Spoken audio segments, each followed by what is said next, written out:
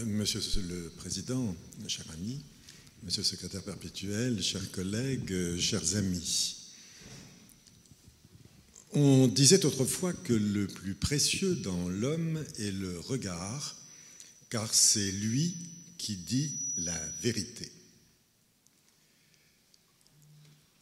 Dans son ouvrage « L'an 1895 d'une anatomie impossible », reprise de la préface écrite pour le catalogue Identità et Alterità, figure del Corpo, 1895-1995, publiée à l'occasion du 100e anniversaire de la Biennale de Venise, Jean Clair rappelle que cette année fut celle de la découverte par Louis Lumière du cinématographe, les Lyonnais s'en souviendront, celle des rayons X par Röntgen, mais aussi de la radiotéléphonie par Marconi et celle des premiers écrits de Sigmund Freud, autant de découvertes permettant au regard de se reposer sur l'image. Regard.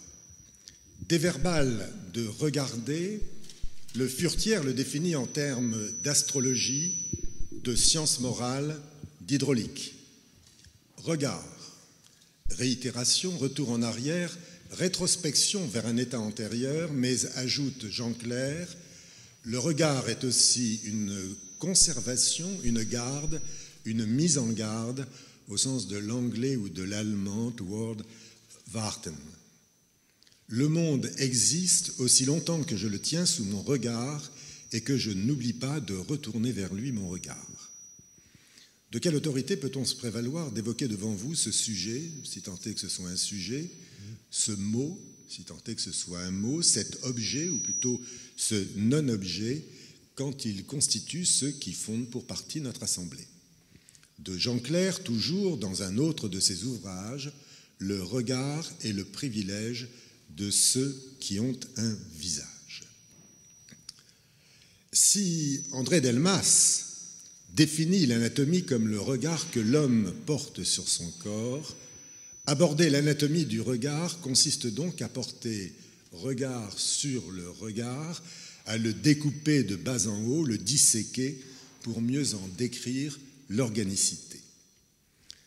Une première interrogation s'impose d'évidence, le regard ne procéderait-il que de la vision ? Anatomiquement, est-ce condition nécessaire et condition suffisante ? Incitation à se perdre dans le labyrinthe des voies visuelles que le philosophe Jean-Luc Nancy, dans l'autre portrait, nous invite à pénétrer à la manière de l'embryologiste. Plus qu'un autre sens, la vision s'échappe au dehors et s'écarte de son lieu d'exercice, alors que l'ouïe, le toucher, le goût et l'odorat appellent leur dehors à leur dedans et s'exercent entièrement dans un chiasme et une résonance de l'un et de l'autre. Référence analogique faite à la Renaissance de Léonard de Vinci et du penseur Alberti, l'œil émettrait des rayons visuels qui s'entrecroisent avec ceux émis par les autres organismes et objets.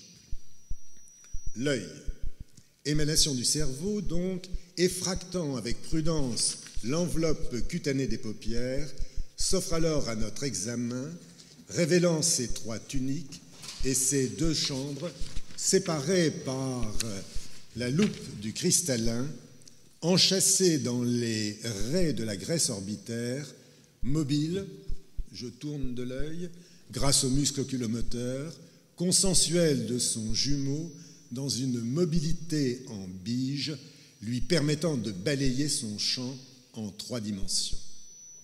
Cette gémellité peut être mise en défaut, le plus souvent de manière congénitale, parfois au décours d'un traumatisme ou d'une néoformation, strabisme, diplopie, ophtalmoplégie, autant de vocabulaire.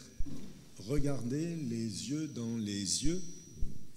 Cordon ombilical le reliant au cerveau placentaire, le nerf optique entrecroise ses axones au-dessus de la selle turcique dans un chiasma reproduisant ce que hémisphère droit et hémisphère gauche, impose de façon motrice ou sensitive, de manière totale ou partielle, au reste du corps.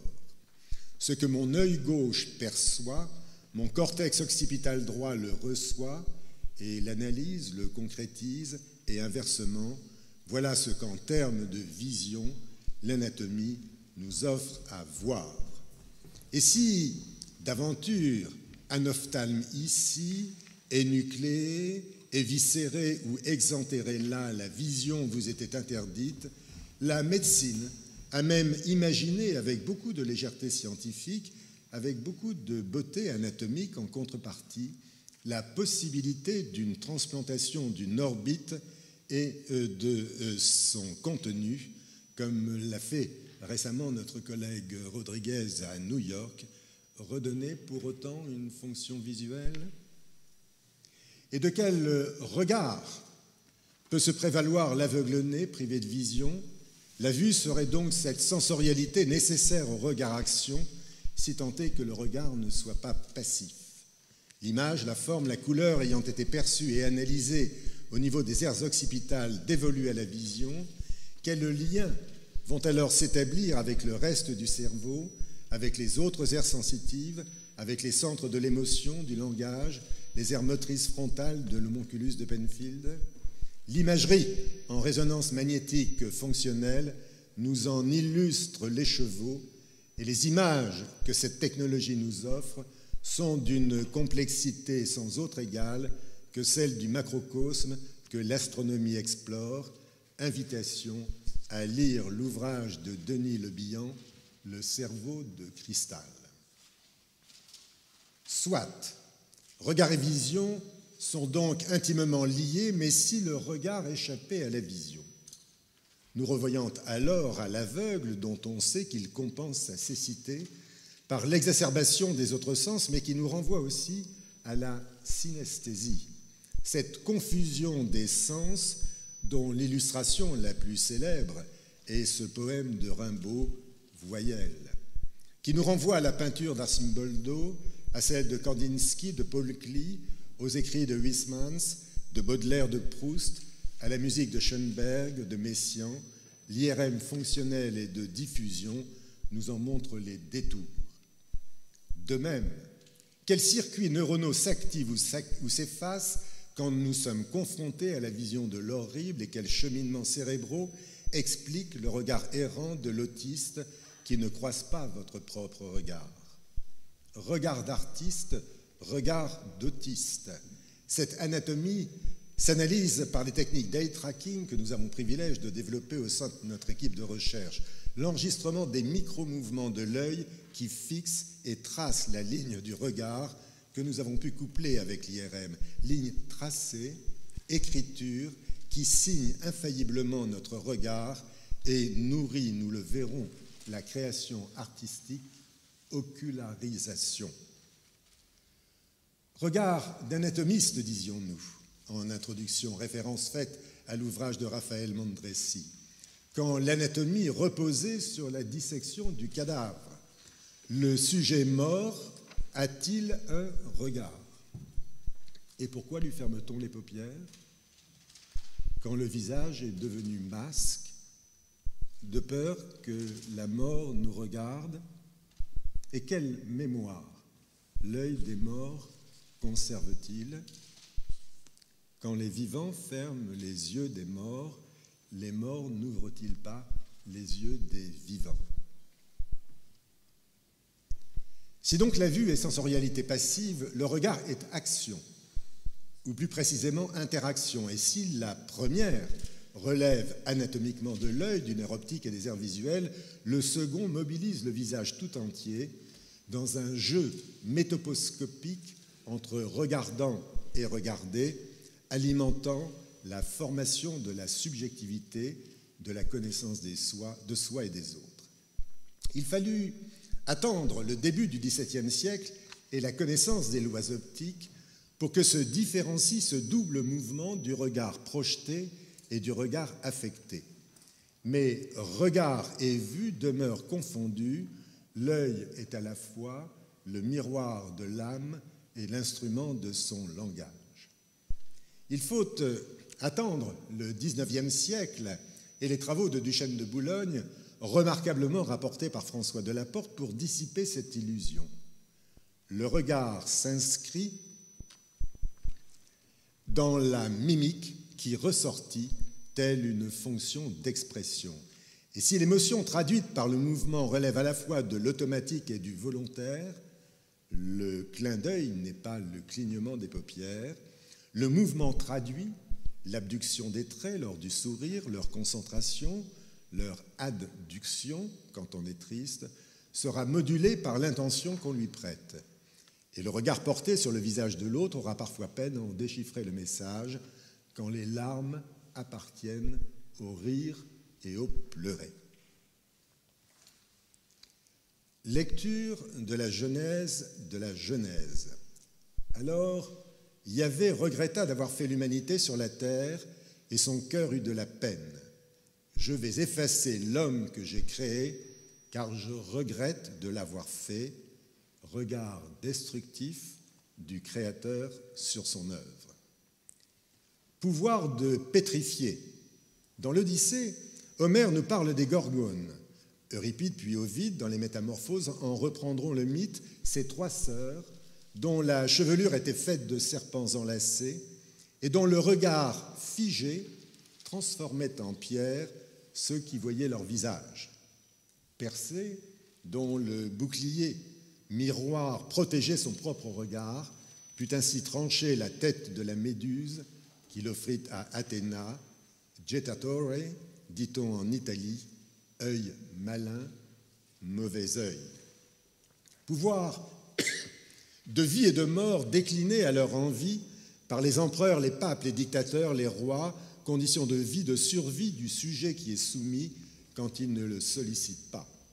Ainsi de Louis XIV, illustrat dum rescipit. Il donne de l'éclat à tout ce qu'il regarde, roi soleil au regard brillant, grave et sévère, mais faisant émaner une sorte de lumière. Les yeux sont aussi brillants que ceux d'Auguste et aussi perçants, mais ils ne sont pas si rudes.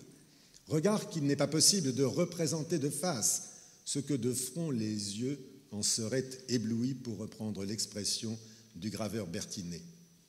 Dans ses mémoires, le roi l'exprime ainsi: « Je commençais à jeter les yeux sur toutes les diverses parties de l'État, et non pas des yeux indifférents, mais des yeux de maître. » Froideur du regard impassible des États, Nietzsche écrit « L'État, c'est le plus froid de tous les monstres froids. » Froideur nécessaire à l'impassibilité et à la maîtrise de soi. On le retrouve dans ce portrait du cardinal de Richelieu que l'on mettra volontiers en parallèle avec celui d'Henry Kissinger, l'un et l'autre incarnant le sens de l'État, censé savoir parce qu'il voit juste.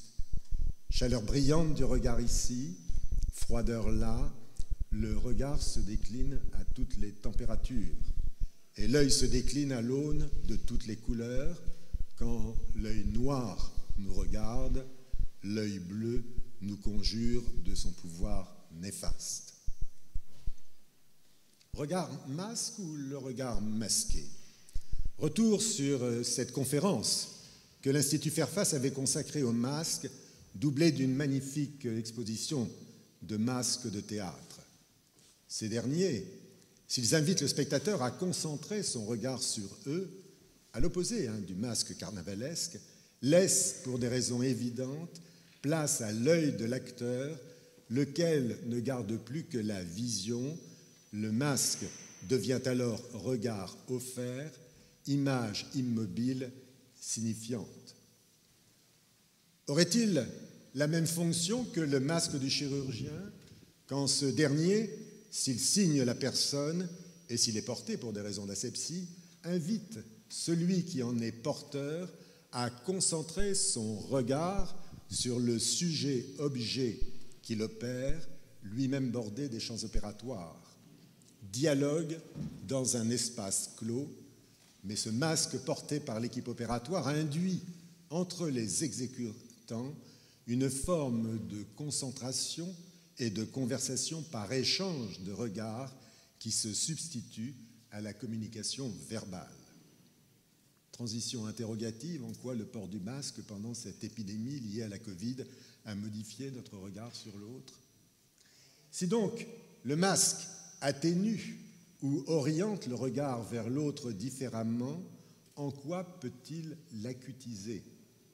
La question est évoquée par Françoise Héritier, cet anthropologue qui écrit « Le voile donnerait un regard beaucoup plus séducteur et aguicheur que ne serait le cas si on croisait le visage de cette femme dans la rue. »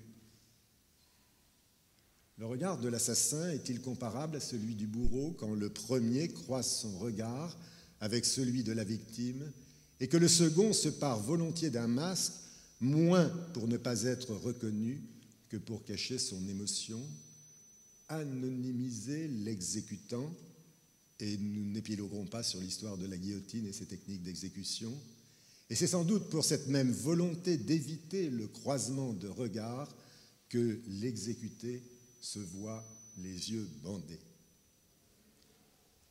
Visage voilé, regard nu, regard voilé, corps nu. Telle est l'invitation que nous fait Julie Mazalègue, philosophe, à détourner ainsi notre regard à l'exacte image inversée à laquelle nous invite le voile, le regard apanage du sexuel. Regard masqué, regard voilé, regard effacé, invitation de l'artiste Arnulf Rainer à aller au-delà d'une apparence convenue. Se regarder. Optiquement parlant, le miroir nous offre l'image inversée de notre visage, recroisant ce que les fibres de nos nerfs optiques avaient déjà fait, regard surfacique, analytique, barré par l'armure cutanée, incapable d'aller au-delà de la peau. Regard monologue, égocentré, source à la fois de révélation et d'errance. La mythologie nous en offre là encore un exemple terrible. C'est le mythe de Narcisse qui se plaît seulement à contempler son reflet dans le miroir d'une eau sans rides, au point d'en dépérir et de se transformer dans la fleur qui porte son nom. Amour suicidaire de sa propre image ou amour de soi, rendant impossible tout rapport à l'autre, la nymphe Écho en fera l'expérience. Ce mythe rejoint ce que Lacan appelle le stade du miroir, ce moment où l'enfant se découvre en tant qu'être.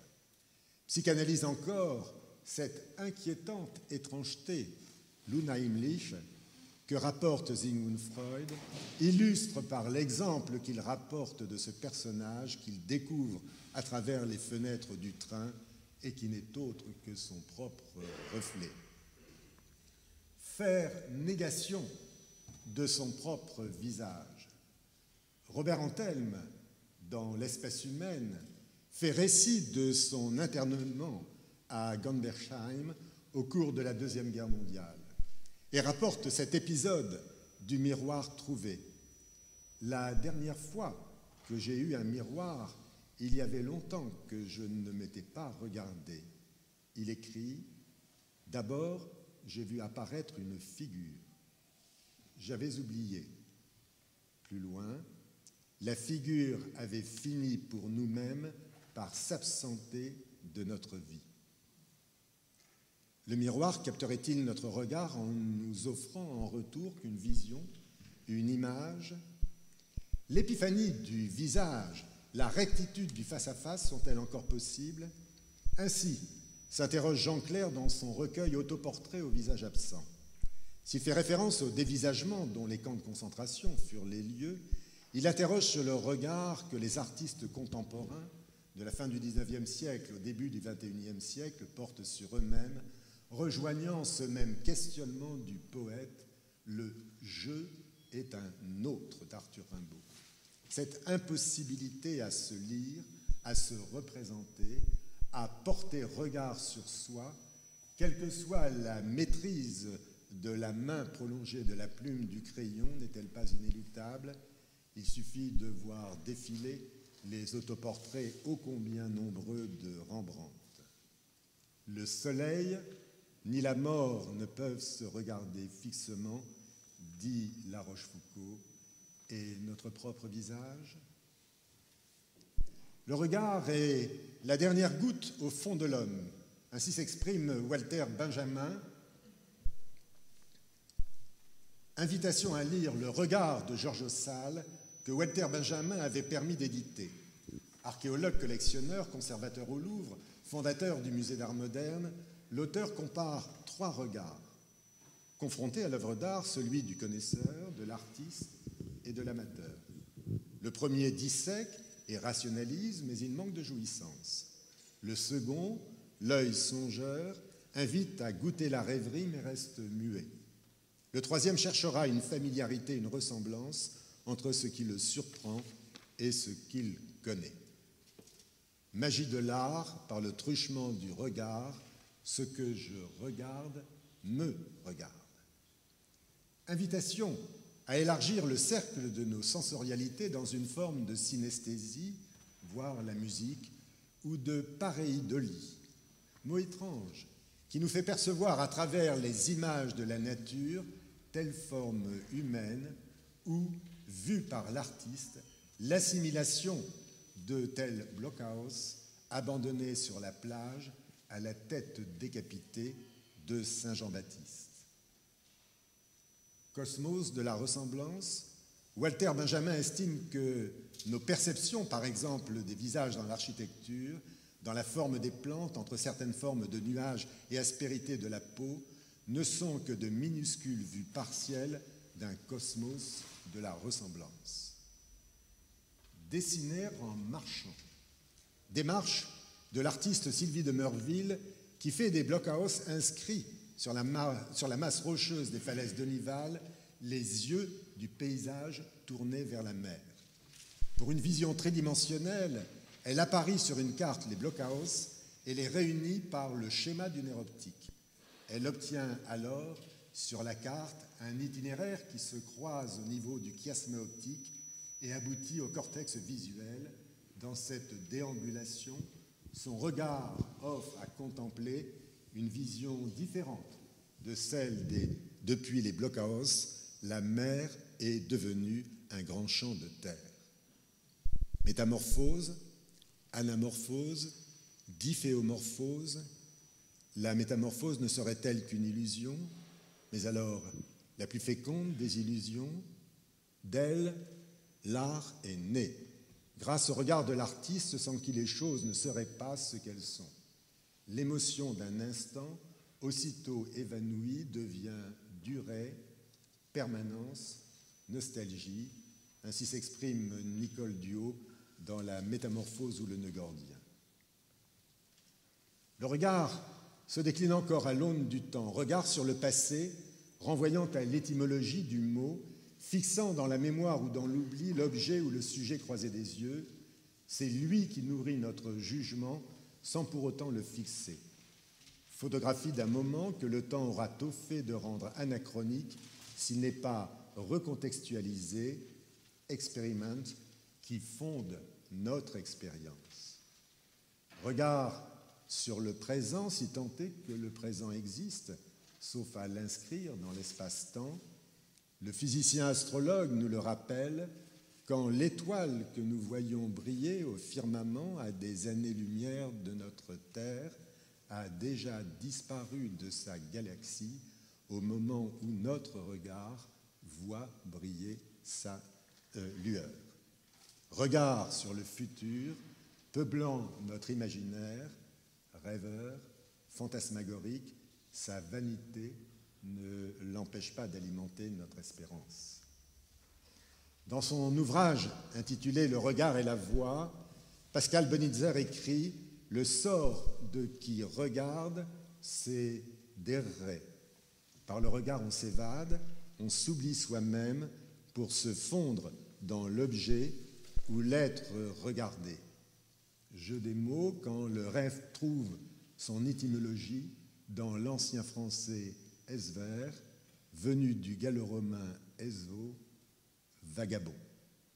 Invitation au voyage, non pas celui de la psychanalyse, nous y sommes déjà allés, mais à porter regard sur le mythe celui d'Orphée et Eurydice, quand Orphée succombe à sa bien-aimée, Eurydice, dans les enfers, ce que Zeus lui avait interdit. À quoi peut conduire l'inobservance d'une limite, sinon à une régression tragique dans le temps auprès des cendres froides, pour reprendre l'expression de Cristina Campo, cette poétesse italienne qui nous invite à porter notre regard plus loin que les décrets du visible. Invitation donc à nous plonger dans le monde des contes, celui qui se défera de sa vie la sauvera. Madame Leprince de Beaumont, dans La Belle et la Bête, revient sur ce thème déjà présent dans Cendrillon, afin que la vue, l'âme s'élève à la perception. Percevoir, écrit Cristina Campo, c'est reconnaître, c'est seul qui a de la valeur, cela seul qui existe vraiment. Et qu'est-ce qui, en ce monde, existe, sinon ce qui n'est pas dans ce monde?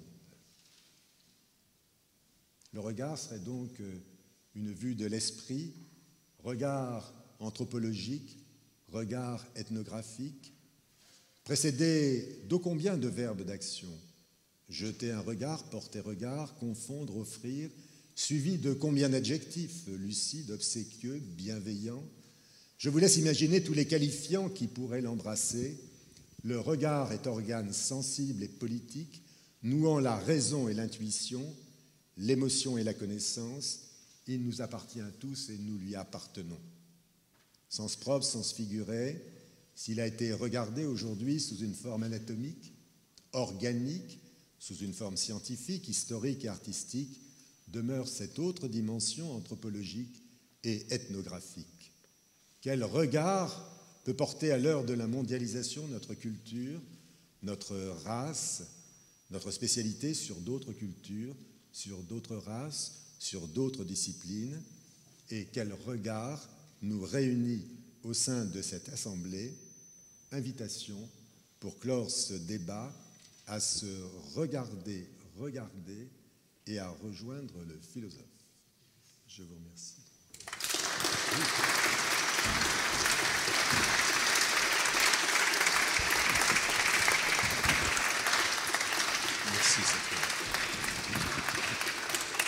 Merci beaucoup au professeur de Vauchel, qu'on écouterait des heures, parce que c'est presque musical. Il y a la vie, et tout ce que tu racontes, c'est pratiquement de la musique. Et vraiment, merci. J'ai la chance de t'avoir comme voisin de bloc opératoire, et je veux vous assurer qu'entre deux interventions chirurgicales, nous ne parlons pas forcément que de chirurgie. Parce que Bernard, bon, comme vous le savez, est un novateur. Il a fait la première greffe faciale du monde, mais c'est également, ce que vous ne savez pas, le président du FRAC, et donc le fonds régional. Oui, bah si, quand même, il faut assumer. Il est excessivement artistique. Il préside aussi le prieuré des Rennes, beaucoup de choses, et ça se ressent. Merci pour... Je pense que tu es un vrai chirurgien dans le sens originel. C'est-à-dire qu'on avait des patrons quand même qui, quand on les aidait, nous parlaient musique, nous parlaient littérature, tout ça. Et tu fais partie de ces grands patrons. Merci beaucoup.